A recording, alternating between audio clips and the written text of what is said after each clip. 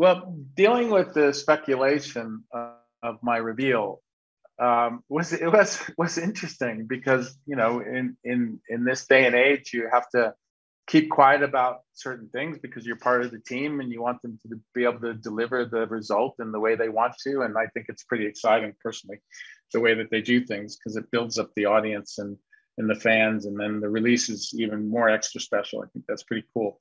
I also like the world that it creates. It creates this kind of what if this and what if that world. I love that about comics because that's always existed from like when they were just drawn on paper. But I feel so good now that it's revealed, and I feel so good about the product that this Hawkeye show that they put out there, and the performances of everybody in it. And I think it's just so wonderful. Yeah, the way that Kingpin fits into, or Wilson Fisk fits into the Hawkeye storyline is, as far as when it comes to just story, it's after the blip, and it's been years since the time in that you met him in Daredevil. And because of the blip, he's lost a lot of his power. Businesses have gone down, people disappeared, like it was just like everybody knows, it kind of upturned everybody's lives in the MCU. So that happened, and he lost some of his power. So in the story of Hawkeye, Fisk wants his city back, and so he feels like he's lost it a bit, and he wants to get it back, and that's his main goal. And then from a performance standpoint, how he hasn't changed, I don't think at all, except for in the series, he has more powerful. He's more powerful. He has more strength, and he can take more physical abuse, but also. It's still the same character that I worked on and established in Daredevil. He is based in this kind of emotional life that has a lot to do with his childhood. So everything that he says, everything he does is fueled by those events when he was a child. To return to the role, my preparation was really just getting back to those original events, that whether they be joyful or heavier than that, or what happened in my life, and so as an actor, I try to see things through the lenses of those events in my life, and to help tell the story of Fisk, or the story at hand in Hawkeye, for instance, that I have to mix and match events in my life that can emotionally be equivalent to what's needed to help tell the story in Hawkeye. And so basically that's what I do. So that's what I did in Daredevil. And it was basically a reconnection of those things to bring it back for Hawkeye. Well, the fight scene between Kate Bishop and Kingpin was very, it was a very technically savvy execution of it. We did it piece by piece. There was wires, there was stunt women and men stepping in for us and then stepping out for us, and then so us participating in some of it, the stunt people doing the super dangerous stuff.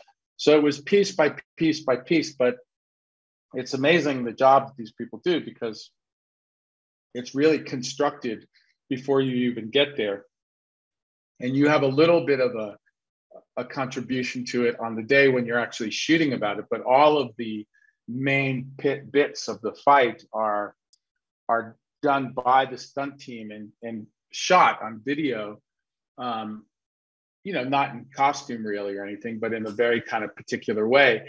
And so we just have to go in and repeat that in the most safest way possible, with the stunt guys and stunt women stepping in for the dangerous bits. And so, it's quite fun, actually. It's a lot of work, and it's a lot of technical stuff, but you can still squeeze acting in there and get the vibe between Haley and I think was still there in the scene. So it's amazing. Haley was very impressive when it came to that, because I'm sure this is stuff I'm sure she hasn't been acting for that long, and so she was very savvy, and I was very impressed by her. It's really fun, and so it's hard work but fun. Well, because in my case, I always approach a villain as if they're not a villain, that they're just misunderstood, and that they're actually kind of okay, and have the same problems everybody else has.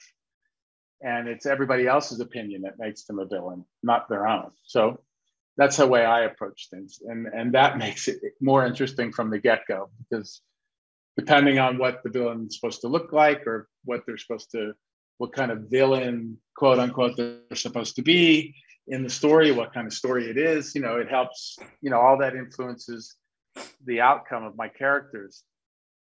But the main thing is I approach them as just being a man first, and then everything else is based on that emotional life of the man. I think Kingpin resonates with the fans because he does have this kind of big, kind of boisterous feeling about him from the comics of years ago. And I think that, but yet he's still grounded by an emotional life. And I think that keeps him as a complicated character. He has this emotional life, yet he's big and he's strong. And I think the combination of those two things make him a fascinating character. I had comic books when I was a young boy. Yeah, I had comic books, but I wasn't like some of my friends who had hundreds of them and collected them and stuff like that. I didn't do that, but I had a couple of Marvel heroes and other heroes too from other companies, and they were my guys. Like the Marvel guys were Spider-Man, Captain America, Punisher, and Daredevil. Those were my guys. And in Punisher, Daredevil, and Spider-Man, Fisk was in all of those, so I knew of Fisk. And then, so I always liked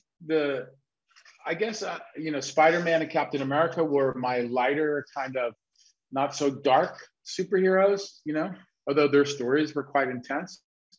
And then the rest were, even on the DC side, I went for all the darker guys.